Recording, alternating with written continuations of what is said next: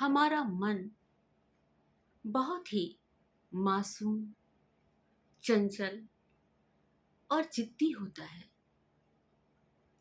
कई बार इसे समझना और समझाना दोनों ही बहुत मुश्किल हो जाता है। मैं कौन हूँ? मुझे खुद से क्या चाहिए? यह सवाल अक्सर बाहें पसारे हुए हमारे सामने रहता है और यदि हमारे इस सवाल का जवाब मिल जाए तो वही हमारे जीवन की दशा और दिशा को निर्धारित करता है, बदलाव लाता है उसमें। आज की जिंदगी बहुत ही आपाधापी वाली है, बहुत आपाधापी वाली। हम इतने व्यस्त हो गए हैं, इतने व्यस्त हो गए हैं कि कभी हमें खुद से बात करने का अवसर ही नहीं मिलता है। हम दुनिया को समझने की कोशिश तो करते हैं पर खुद को समझने की कोशिश नहीं कर पाते हैं, जबकि बहुत जरूरी है कि हम स्वयं से भी बातचीत करें। हमें स्वयं ही अपने मन से बात करने के लिए थोड़ा सा समय निकालने की आवश्यकता होती है। अक्सर आपने लोगों को ये कहते हुए सुना होगा कि हमारे पास तो सांस लेने की भी फुर्सत नहीं है।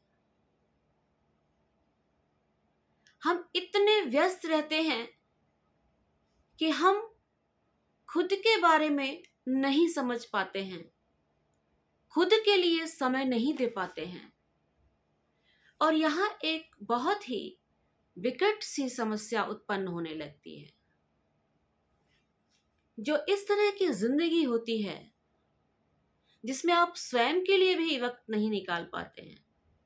24 घंटे में आप स्वयं के लिए अगर 1 घंटा भी नहीं निकाल पाते हैं तो ऐसी व्यस्ततम जिंदगी से अगर आप कुछ हासिल भी कर लेते हैं तो उसका उपभोग नहीं कर पाएंगे, क्योंकि उपभोग करने के लिए मन की शांति और शरीर का स्वस्थ होना बहुत जरूरी होता है।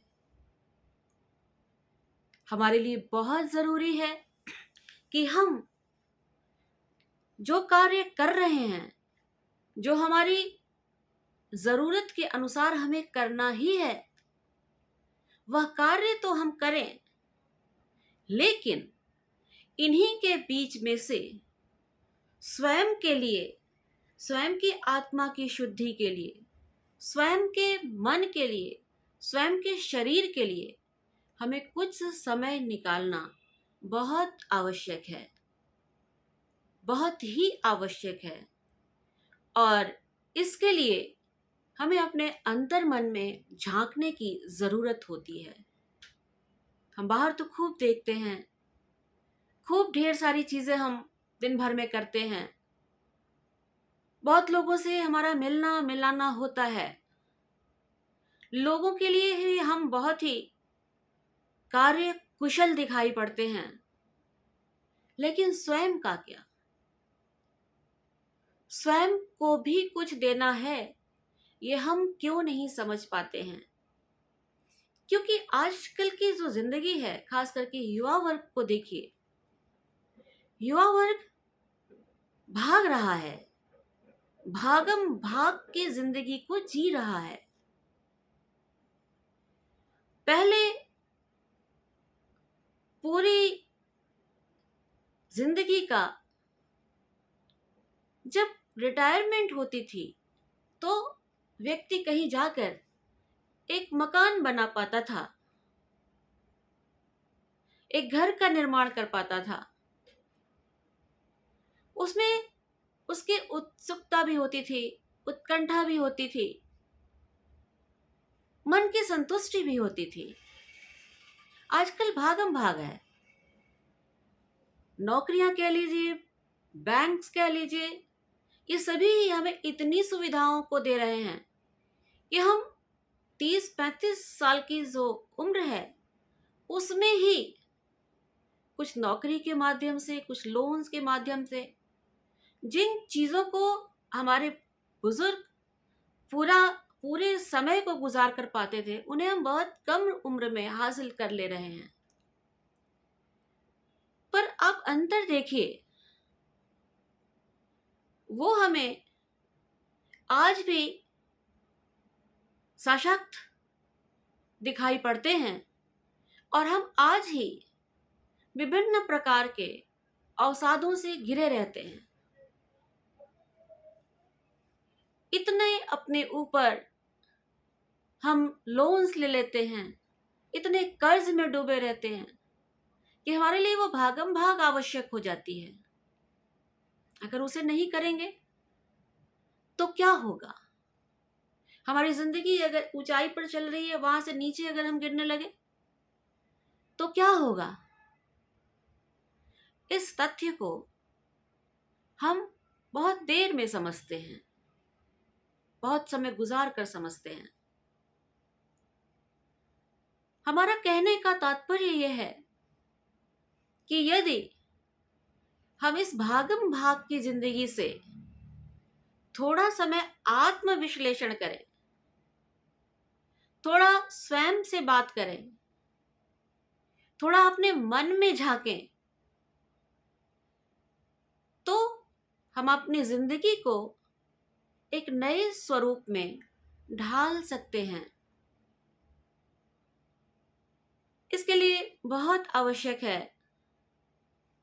कि हम सुबह उठते हैं,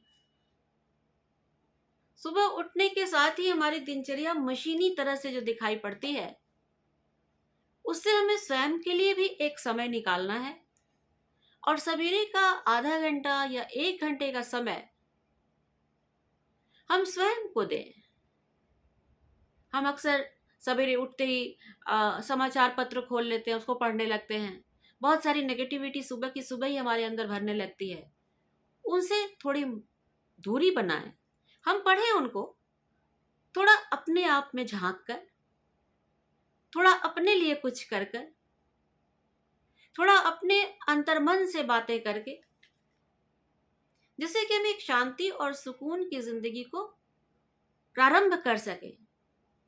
एक ऐसी सुबह जिसमें अगर शांति और सुकून से आप थोड़ा आगे बढ़ते हैं तो पूरा का पूरा दिन आपके लिए उत्साह से परिपूर्ण रहेगा। बहुत सारी चीजों को आप अपने मन में झांक कर देखेंगे कि मैं क्या कर रहा हूं, क्यों कर रहा हूं, किस लिए कर रहा हूं, क्या उन चीजों की अति आवश्यकता है या उनके बजाय भी हम अपनी जिंदगी को बहुत अच्छी तरह से सुकून से बिता सकते हैं। हमें बहुत चीजों का उत्तर खुद ब खुद बात करने पर मिल जाएगा। इसलिए मेडिटेशन की बात कही जाती है। मेडिटेट करिए, अपने आप को आत्म अवलोकन करिए, स्वयं का, अपने से थोड़ा बातें कीजिए। आप बहुत सारी समस्याएं भी सुलझ जाती हैं, बहुत सारे जवाबों का हल भी मिल जाता है और जिंदगी की सुबह के लिए एक अच्छा खूबसूरत मौका भी मिल जाता है। जिंदगी बहुत खूबसूरत है, बहुत खूबसूरत। आज मिली है, कल रहे ना रहे। इतनी खूबसूरत सी जिंदगी को हम आपाधापी की दौड़ में मशीनी यंत्र से बनते हुए समाप्त कर लें, यह तो प्रकृति के लिए भी उचित नहीं होगा। हम यही कहना चाहते हैं कि जब आप सुबह उठते हैं, अपने दैनिक कार्यों से निवृत्त होने के बाद आप थोड़ा एक कोना लेकर बैठ जाइए, आंखें बंद करके ईश्वर का नाम लीजिए, अपने बारे में सोचिए, अपनी समस्याओं को खुद ही देखिए और उनका हल निकालिए। क्या जरूरी है, क्या जरूरी नहीं है, उसके विभेद को तय कीजिए। आप पाएंगे कि आपका शरीर, आपका मन, आपके विचार एक नई ऊर्जा से भर जाएंगे। और जब वो ऊर्जा हमें प्राप्त होगी तो सही मायनों में हमारे गुड मॉर्निंग होगा, सुप्रभात होगा। सुबह की इस सुंदरता को लेकर पूरे दिन में विचरण करना आसान हो जाएगा। हम अपने ही सवालों का स्वयं ही हल ढूंढ लेंगे। हमें किसी के सहारे की, किसी के मदद की उतनी आवश्यकता नहीं होगी जितना हम समझ लेते हैं। सशक्त बनने के लिए, खूबसूरत दिन बिताने के लिए ये जरूरी है कि हम अपने मन के अंदर भी झांके, उसकी कुछ कही हुई सुने, कुछ अपनी की हुई को गुने।